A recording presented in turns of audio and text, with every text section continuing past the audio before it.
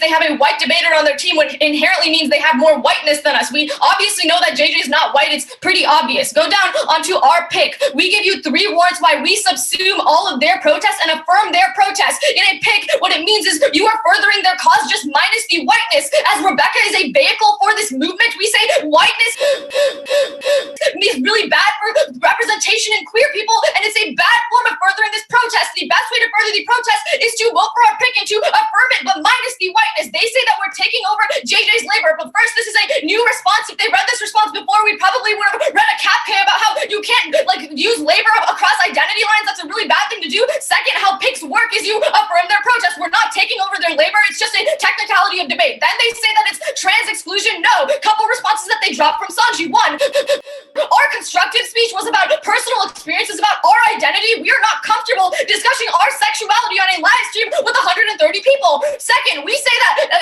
them telling us how we should represent our advocacy feeds into our link about racism, because a white person, someone on a white team, should never be telling 2 women of color how they should be furthering their advocacy. That's an independent link into our whiteness argument that gets dropped. You can drop them right now.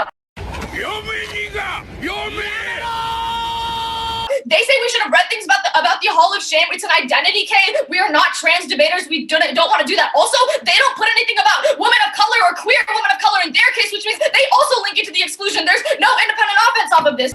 You know why I pulled you over? Because I was speeding? No, because you're black. Then, at the bottom, all these stuff about the Louisville Project, their racist rhetoric and using the black labor as a way to further their advocacy is inherently racist. As an independent reason to drop them. They say, and said, I don't know who Andy is.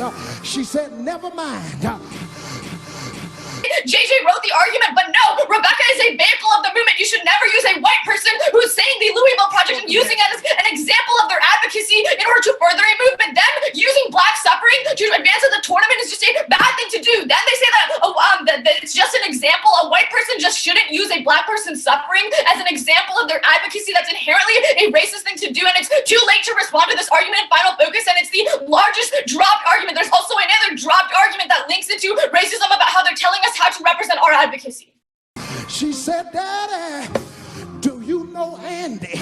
The daddy said, who in the world is a Andy? And he better not be in my house.